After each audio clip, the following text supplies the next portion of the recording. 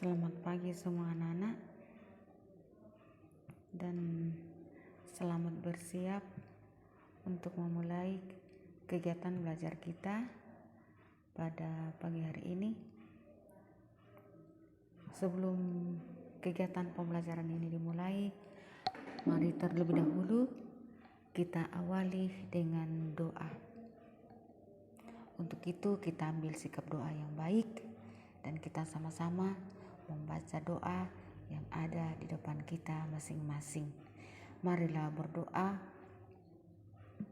dalam nama Bapa dan Putra dan Roh Kudus. Amin. Allah Bapa yang Maha Pengasih, terima kasih kami aturkan kepadamu atas semua tuntunan dan bimbinganmu ya Bapa. Sehingga saat ini kami boleh memulai kegiatan belajar kami. Semoga apa yang kami bahas dan pelajari bersama boleh bermanfaat kepada kami semua. Dampingilah kami ya Bapa, agar kami tetap sehat, tetap semangat untuk belajar. Bapa di surga, inilah permohonan kami demi Kristus Tuhan kami. Amin. Dalam nama Bapa dan Putra dan Roh Kudus. Amin. Baik, terima kasih atas ketenangannya dalam mengambil sikap doa. Pada hari ini kita akan belajar materi terakhir pada subtema 3, yaitu di pembelajaran 5 dan 6. Karena sudah ada yang kita telah bahas pada pertemuan yang lalu, hari ini kita masih mengulangi untuk membahas lebih jelas. Dalam pertemuan kita pada hari ini, mata pelajaran yang akan kita pelajari adalah 1. PPKN, 2. Bahasa Indonesia, dan ketiga adalah matematika. Di dalam materi tersebut, kita akan belajar tentang pengamalan sila ketiga, sila keempat, sila kelima, Pancasila di sekolah. Bu Guru pernah jelaskan materi tersebut. Yang kedua adalah kalimat perintah. Kita sudah belajar kalimat perintah di dalam teks, di dalam percakapan, bahkan di dalam teks lagu, seperti pada hari ini. Dan yang ketiga adalah pengurangan bilangan bersusun panjang dan bersusun pendek. Kita mulai dengan penerapan sila ketiga Pancasila di sekolah. Sila ketiga berbunyi Persatuan Indonesia. Kata bersatu sangat penting untuk kita negara Indonesia. Begitu pula kita sebagai anak sekolah. Mengapa dikatakan sangat penting? Karena persatuan itu yang membuat kita saling menghormati dan saling bekerja sama. Secara khusus juga bahwa kita negara Indonesia terdiri dari beberapa pulau, mulai dari Sabang sampai Merauke. Banyak pulau, tetapi kita harus memperkokoh rasa persatuan supaya kita tetap kokoh, kita tetap bersatu sebagai negara Indonesia atau masyarakat Indonesia. Jadi di dalam penerapan sila ketiga Pancasila di sekolah, seperti pada pembelajaran kita, walaupun kita belajar di rumah. Contohnya kita lihat pada buku teks halaman 75. Kita buka buku teks masing-masing, kita baca dengan suara yang lantang. Mari kita sama-sama. Nina dan Mary saling memaafkan. Sikap Nina dan Mary dapat menjaga persatuan dan kesatuan. Menjaga persatuan dan kesatuan di sekolah adalah pengamalan sila ketiga Pancasila. Ingatkah bunyi sila ketiga Pancasila? Sila ketiga Pancasila adalah Persatuan Indonesia. Simbol sila ketiga Pancasila adalah pohon beringin. Satu pohon terdiri dari beribu-ribu ranting dan daun. Berikut contoh penerapan sila ketiga di sekolah. Ya, kita lihat contohnya. Ada gambarnya. Pertama adalah bermain tanpa membedakan suku bangsa, suku asal atau daerah asal. Kita sama-sama warga negara Republik Indonesia. Yang kedua, menghormati adat istiadat atau budaya daerah lain. Kita tidak boleh mencela atau menghina tradisi atau adat-adat dari saudara-saudara kita di beberapa daerah. Yang ketiga, bekerja sama saat piket. Ya, seandainya ini kita sudah melaksanakan tatap muka di sekolah, semua siswa dalam satu kelas harus bekerja sama dalam membersihkan kelasnya.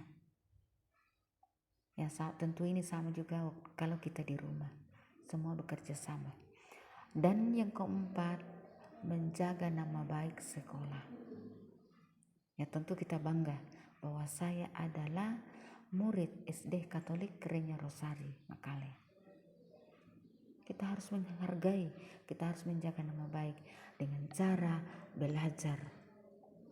Walaupun kita belajar di rumah, kita harus semangat belajar bersama dengan pendamping kita di rumah.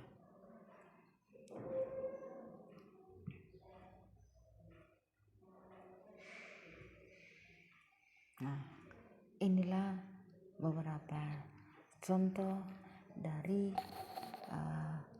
penerapan sila ketiga Pancasila di sekolah. Ada 4.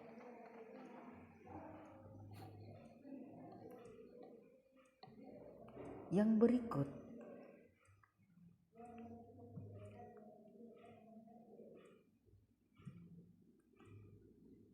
kita akan pindah kepada penerapan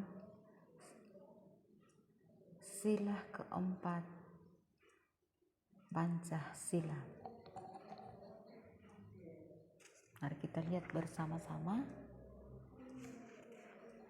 pada buku teks halaman 79. Karena ada pembelajaran di dalam. Dari sila keempat Pancasila berbunyi, kerakyatan yang dipimpin oleh hikmat kebijaksanaan dalam permusyawaratan perwakilan. Simbolnya adalah kepala banteng. Di dalam sila ini menitik beratkan tentang musyawarah, bahwa kalau musyawarah itu kita akan mengambil keputusan secara bersama-sama untuk kepentingan bersama. Jadi intinya adalah kebersamaan. Tadi bersatu, sekarang kan kebersamaan. Musyawarah tujuannya untuk kepentingan bersama. Musyawarah itu tentu dilakukan dengan banyak orang. Kalau hanya 1 atau 2 orang itu namanya atau bukan musyawarah. Kalau musyawarah berarti terdiri dari beberapa orang untuk mengambil suatu keputusan atau kesepakatan atau mufakat demi kepentingan atau keperluan orang banyak atau umum. Seperti pada contoh di sini kita lihat. Contoh pertama adalah bermusyawarah untuk mengambil keputusan bersama. Ini musyawarah di sekolah. Kita lihat gambarnya pada halaman 79. Anak-anak semua mendengarkan guru selaku pemimpin musyawarah. Dan siswa atau anak-anak itu merupakan peserta musyawarah. Jadi tentu ada pemimpin, ada juga peserta dalam bermusyawarah atau mengadakan rapat. Yang kedua, tidak memaksakan pendapat ketika berdiskusi. Nah, kita lihat gambar yang kedua pada halaman 79. Ya, kalau kita paksakan kehendak kita, ya belum tentu usulan kita atau ide kita baik untuk kepentingan bersama. Kita akan sepakati dulu dalam bentuk musyawarah atau rapat atau pertemuan atau berdiskusi. Yang ketiga, musyawarah untuk memilih ketua kelas. Ibu guru sudah pernah jelaskan bahwa ketua kelas itu dipilih oleh siswa atau anak-anak, bukan guru. Harus melalui pemilihan atau musyawarah dalam kelas. Siapa yang dipilih, siapa yang dipilih oleh suara terbanyak. Yang keempat, menghormati pendapat orang lain atau teman.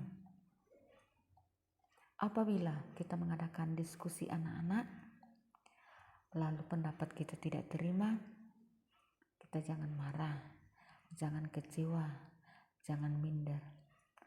Begitu juga kalau ada teman mengajukan usul atau ide, kita harus hormati.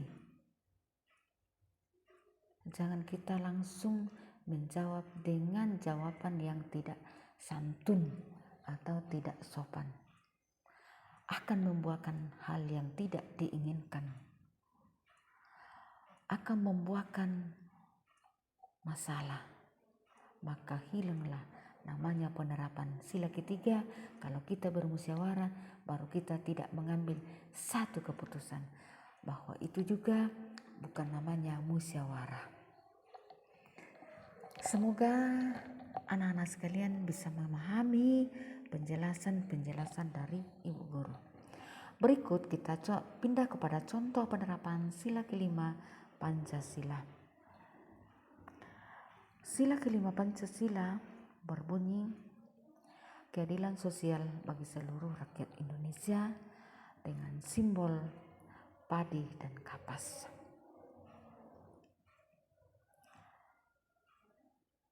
Dari sikap penerapan sila kelima ini, yang pertama kita lihat juga masih ada di halaman 79, yaitu melaksanakan hak dan kewajiban di sekolah dengan baik. Bu Guru juga sudah pernah menjelaskan bahwa hak adalah sesuatu yang harus kita terima. Umpamanya di sekolah, hak anak adalah menerima pelajaran, mendapat tempat duduk, mendapat nilai,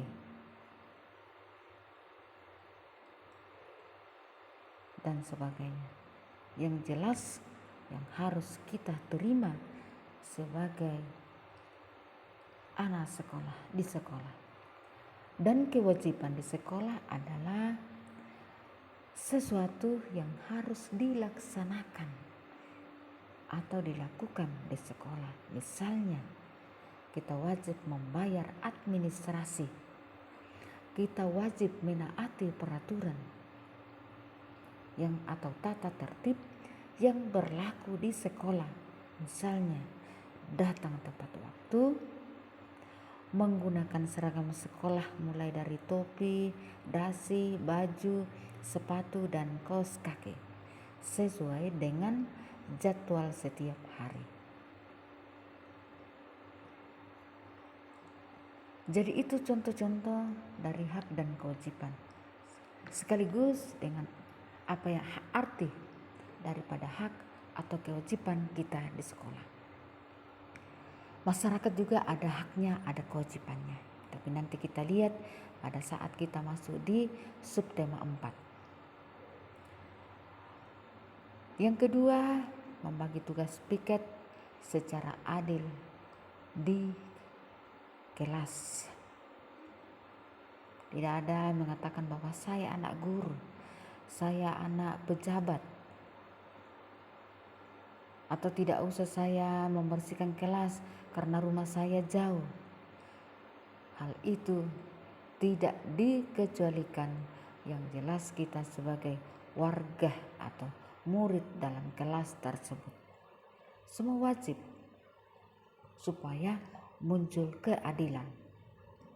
Semua harus supaya muncul keadilan, kebersamaan. Kalau keadilan dan kebersamaan ada, tentu kita tetap bersatu. Kesatuan akan kokoh. Lalu yang ketiga, kita lihat tidak menyontek saat ulangan. Tidak menyontek di buku atau menyontek kepada teman. Kita harus jujur pada diri sendiri. Oleh sebab itu anak-anak, mari kita belajar dengan tekun, dengan penuh semangat. Sekali lagi, walaupun kita belajar dari rumah.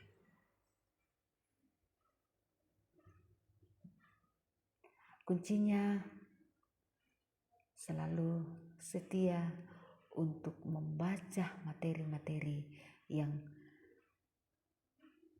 kami kirim lewat layar kita masing-masing. Dan yang kedua, selalu setia kepada pendamping kita masing-masing di rumah. Kiranya demikian tentang penerapan sila ketiga, sila keempat, dan sila kelima Pancasila. Semoga bisa ditanamkan, dipraktekkan dalam kegiatan kita atau kehidupan kita sehari-hari. Lalu yang berikut kita akan sampai lagi kepada kalimat perintah. Kalimat perintah ini kita sudah bahas secara bersama, bahkan sudah banyak yang bisa membedakan kalimat perintah yang sering kita dengar di rumah, di tempat bermain, di sekolah, bahkan nantinya di masyarakat. Sekali lagi Bu Guru jelaskan tentang arti daripada kalimat perintah adalah ungkapan yang isinya menyuruh orang lain untuk melakukan sesuatu yang kita kehendaki. Ciri-cirinya yaitu menggunakan kata perintah seperti jangan, tolong. Masih ada lagi yang sering kita buat dalam kegiatan pembelajaran kita. Diakhiri dengan tanda seru. Dan yang ketiga membuat kata la atau kan. Mari kita lihat bersama-sama beberapa contoh kalimat perintah. Misalnya, tolong antarkan surat ini kepada ibu guru. Ini kegiatan di sekolah atau perintah di sekolah. Kedua, buanglah sampah itu. Bahkan juga buanglah sampah pada tempatnya. Yang ketiga, tuliskanlah contoh kalimat perintah di rumah. Sering kita dengar. Yang ketiga, yang keempat, tolong jaga kesehatan Anda. Dan yang kelima, patuhilah protokol kesehatan setiap saat. Sering kali kita dengar kegiatan ini atau kalimat ini.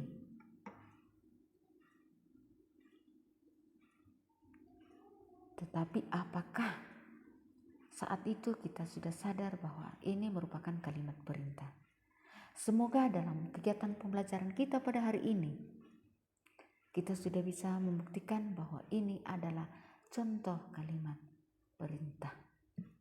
Dengan melihat pengertiannya, dengan melihat ciri-ciri kalimat tersebut. Nah, kalimat perintah yang terdapat pada textbook dalam buku teks lagu Pergi Belajar ciptaan Ibu Tut halaman 81. Ibu guru juga sudah pernah mengirim materi seperti ini. Tinggal diulang karena materinya digabung dalam 2 pembelajaran. Kita baca dulu syair lagu Pergi Belajar. Oh ibu dan ayah, selamat pagi. Ku pergi sekolah sampaikan nanti. Selamat belajar nak, penuh semangat. Rajinlah selalu, tentu kau dapat. Hormatilah gurumu, sayangi teman. Itulah tandanya kau murid budiman. Dari teks lagu Pergi Belajar, kita juga bisa melihat contoh kalimat perintah. Sudah 2 lagu yang kita pelajari, lagu anak yang di dalamnya ada kalimat perintah, yaitu menanam jagung dan pergi belajar. Itu mohon diingat, kalau perlu dicatat di buku catatan. Terima kasih sudah ada yang sudah diperiksa, sudah ada yang menulis dalam buku catatan. Selain menulis materi, kedua kalian juga latihan untuk menulis, terutama dalam menulis tegak bersambung. Di dalam kita kembali kepada syair lagu Pergi Belajar. Dalam syair tersebut ada 2 contoh kalimat perintah, yaitu yang pertama, rajinlah selalu, tentu kau dapat. Itu perintah dari orang tua, supaya kita jadi anak pintar. Kita disuruh untuk belajar supaya kita jadi pintar sesuai dengan harapan orang tua dan guru. Yang kedua, itulah tandanya kau murid budiman. Ya, kalau kita rajin belajar, tentu kita pintar. Kalau kita pintar, tentu kita berbudi baik, yaitu menghormati guru, orang tua, dan menyayangi teman atau saudara-saudara kita di rumah. Semoga dengan penjelasan ini,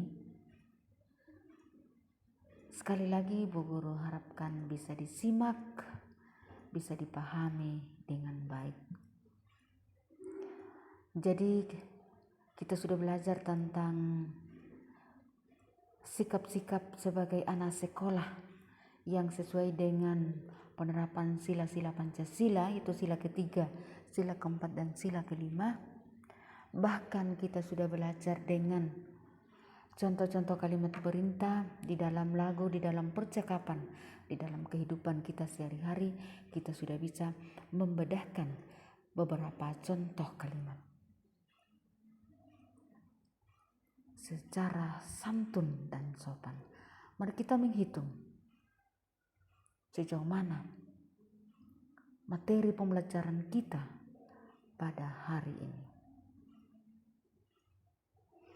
Di hari kemarin kita belajar penjumlahan, ada juga pengurangan. Untuk hari ini Ibu Guru mengulangi tentang pengurangan bilangan bersusun panjang dan bersusun pendek. Seseorang pergi ke suatu tempat, waktunya panjang apabila kita pergi dengan berjalan kaki. Waktunya pendek apabila kita menggunakan kendaraan. Dengan demikian, penyelesaian perhitungan dalam operasi penjumlahan sama dengan itu. Bahkan dalam pengurangan tentu sama. Maka dalam pengurangan suatu bilangan ada dengan cara panjang, ada dengan cara pendek, tetapi hasil terakhirnya atau hasilnya sama. Untuk membuktikan bahwa pengurangan bilangan bersusun panjang sama hasilnya bila kita mengurang dalam bentuk bersusun pendek. Mari kita lihat contoh pada nomor 1 halaman buku paket halaman 80. Misalnya 543 dikurang 421. Pertama kita selesaikan dalam bentuk panjang, yaitu diuraikan menurut nilai tempat setiap bilangan. Diuraikan ratusan, puluhan, dan satuan. Itu sama dalam penjumlahan. Langkah yang kedua, jadi suku pertama, suku kedua diuraikan sama-sama seratusan dengan ratusan. Barisan puluhan dengan puluhan yaitu 40 dan 20. Satuan dengan satuan yaitu 3 dan 1. Setelah selesai langkah pertama, langkah kedua adalah mengurang dari masing-masing bilangan, yaitu dimulai dari belakang, dari angka satuan. Selalu itu diingat, dari angka satuan yaitu 3 dikurang 1 sama dengan 2. Ada angka 2 di bawah. Kita pindah ke barisan puluhan. Mohon diperhatikan, diikuti dengan cermat. 40 dikurang 20 sama dengan 20. Ada di bawah. Kita pindah kepada barisan yang ketiga yaitu ratusan karena dimulai dari belakang, yaitu 500 dikurang 400 sama dengan 100. Itu selesai langkah kedua, pengurangan dari masing-masing bilangan yaitu satuan, puluhan, dan ratusan. Setelah selesai, dari semua hasil pengurangan ketiga bilangan itu dikumpulkan.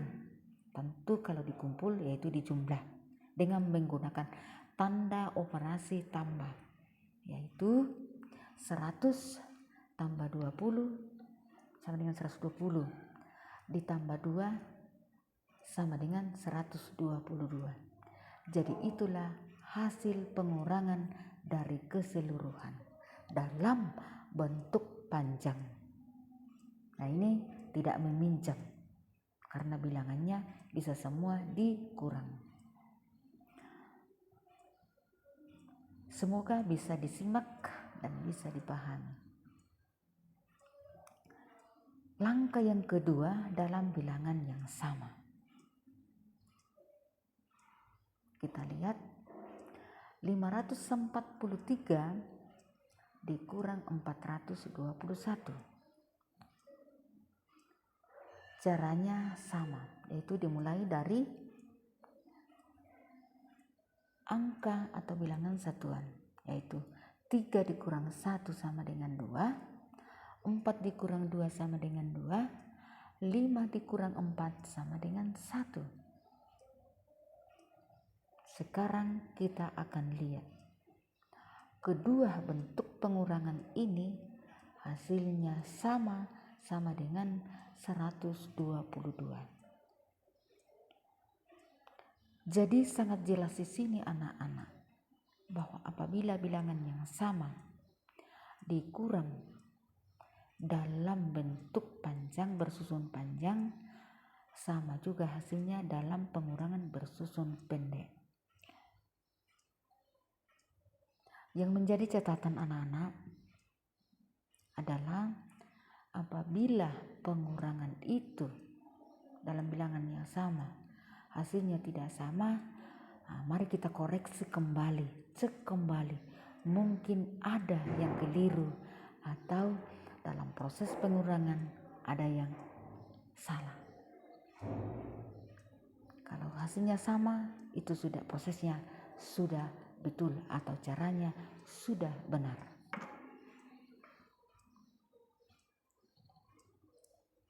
Semoga bisa disimak dengan baik.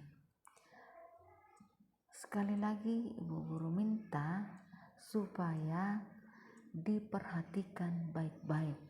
Boleh tunjuk layarnya bilangan yang disebut oleh ibu guru supaya bisa dipahami dengan jelas.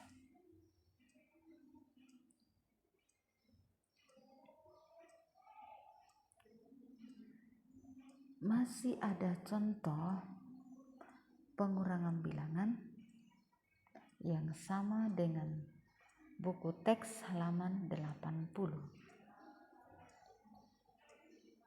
dalam 2 cara. Cara pertama yaitu pengurangan bilangan dengan teknik meminjam secara bersusun panjang. Dan yang kedua, pengurangan bilangan dengan teknik meminjam secara bersusun pendek. Jadi tadi tidak meminjam,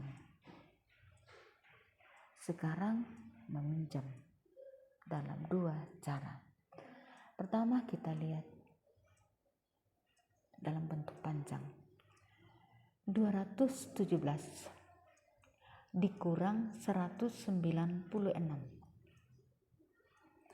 Seperti tadi bahwa langkah pertama kita uraikan dalam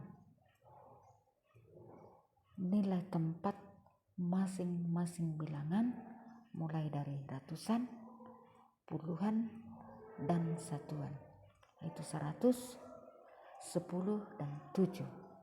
Suku kedua 100, 90, dan 6.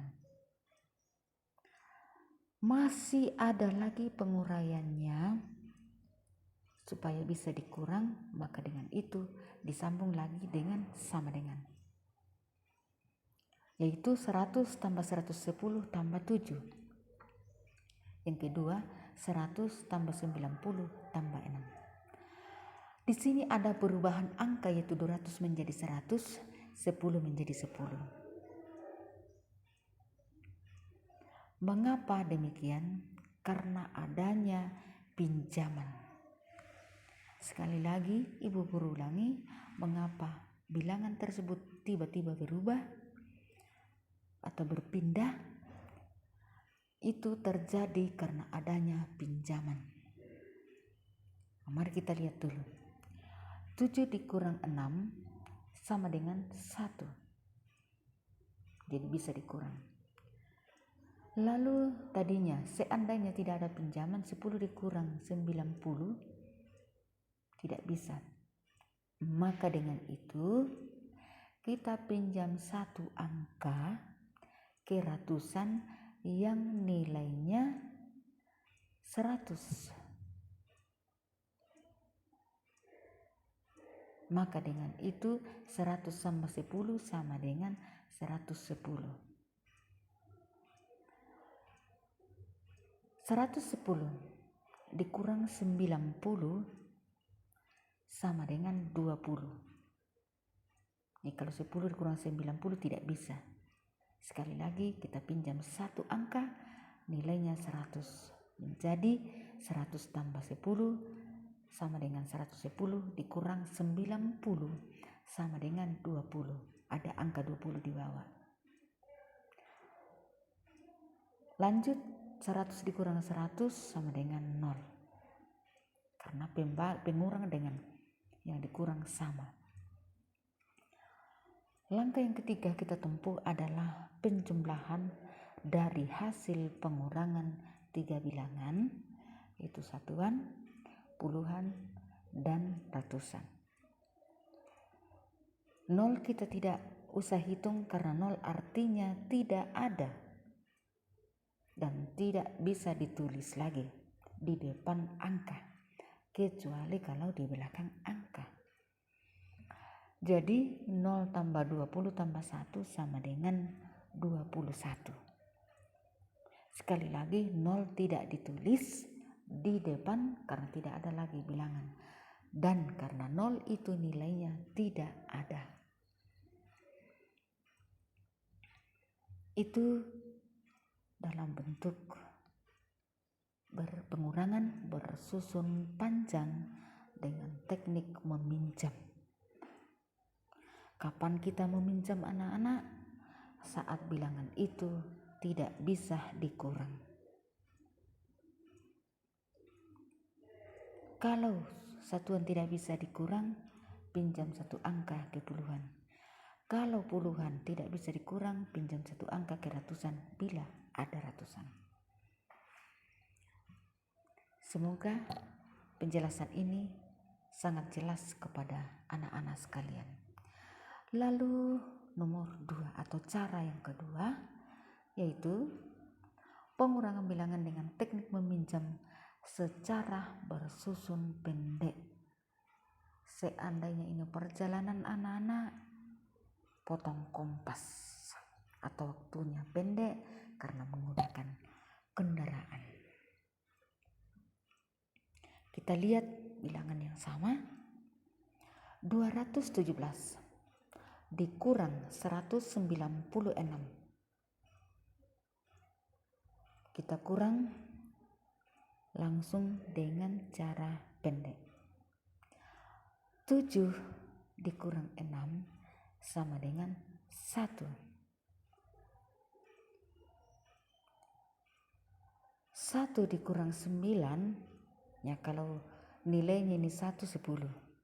Nilainya 9 sama dengan 90. Ya, tapi karena kita langsung, jadi langsung dengan satuan. 1 dikurang 9 tidak bisa. Apa yang kita buat, bukan kita menganggap bahwa bilangan itu salah, tetapi kita akan ingat yang disebut teknik meminjam. Karena 1 tidak bisa dikurang 9, maka kita pinjam ke angka ratusan yaitu 2. Berapa angka yang kita pinjam? Hanya 1, nilainya 10. Kalau diuraikan dalam bentuk panjang, 1 dipinjam ke ratusan nilainya 100 karena kita pinjam ke ratusan. Walaupun ini juga bilangan ratusan, tetapi kita tidak uraikan, maka bilangan itu nilainya 10. Kita kembali lihat. Angka 2 sudah dipinjam, sudah berkurang 1 angka, jadi tinggal 1. Diingat itu, bisa juga diberi garis miring supaya diingat nantinya. Karena angka 2 ini berkurang 1, ditambahkan di 1, nilainya 10. 10 ditambah 1 sama dengan 11, maka 11 dikurang 9 sama dengan 2. Sekali lagi, 1 nilainya 10, bilangan dipinjam, 10 tambah 1 sama dengan 11, maka 11 dikurang 9 sama dengan 2. Langkah yang ketiga, sekarang kita pindah kepada bilangan ratusan. Angka 2 ini sudah berkurang karena sudah dipinjam tadi, jadi sisa 1. Maka 1 dikurang 1 sama dengan 0. Tapi tidak ditulis. Sekali lagi, 1 dikurang 1 sama dengan 0. Tetapi tidak ditulis karena tidak bisa dibaca. Nah, caranya itu kalau ada 0, baru angka 2, baru 1. Nah, maka dengan itu tidak usah ditulis. Supaya bisa diingat. Nah, sekarang kita lihat bersama-sama. Kedua cara pengurangan bilangan yang sama ini anak, hasilnya sama yaitu 21. Sama-sama dalam teknik meminjam. Yang membedakan di sini adalah cara penyelesaian atau proses pengurangan. 1 diselesaikan dalam bentuk panjang, yang kedua diselesaikan dalam bentuk bersusun pendek, akan tetapi hasilnya sama. Dalam materi ini, yaitu pengurangan, ada beberapa konsep yang bisa kita lihat. Yang pertama adalah pengurangan bilangan secara bersusun panjang atau pendek. Yang kedua adalah mengurang bilangan dengan teknik meminjam, baik dalam bersusun panjang maupun dalam bersusun pendek. Itu yang harus diperhatikan atau disimak dengan baik-baik.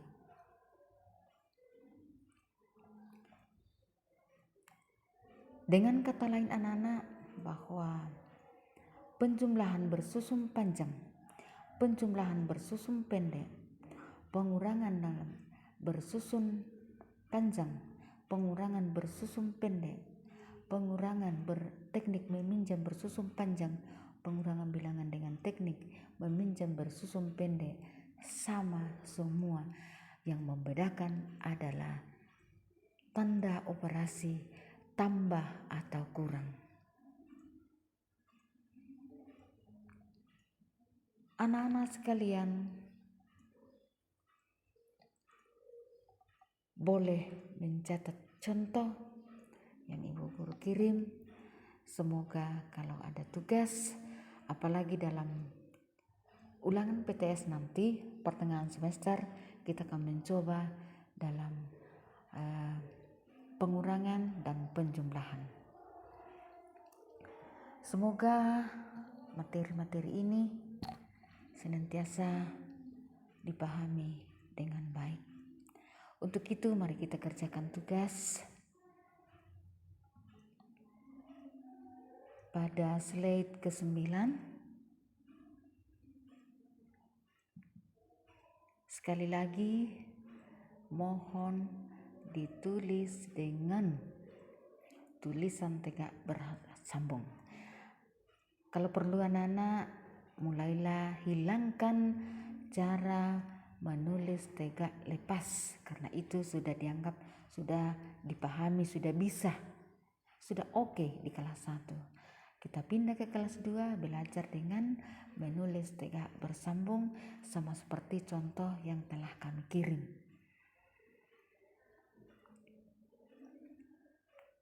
Semoga demikian.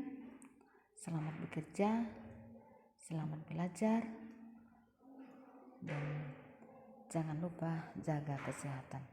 Mari kita akhiri kegiatan pembelajaran kita pada hari ini dengan berdoa. Kita hentikan sejenak kegiatan kita. Setelah doa baru kita lanjutkan dengan tugas yang dikirim. Dopi yang dikirim. Nanti Bu Guru tayangkan kembali teks atau soal. Kita sama-sama berdoa. Marilah berdoa dalam nama Bapa dan Putra dan Roh Kudus. Amin. Terima kasih kami aturkan kepadamu ya Bapa, atas semua tuntunan dan penyertaan-Mu yang selalu nyata bagi kami, secara khusus dalam kegiatan belajar kami di sepanjang hari ini. Bapa di surga, sertai kami semua. Semoga Roh Kudus-Mu senantiasa menyertai kami, membimbing kami semua, kini dan sepanjang masa. Amin. Dalam nama Bapa dan Putra dan Roh Kudus. Amin. Sekian dan selamat belajar, jaga kesehatan.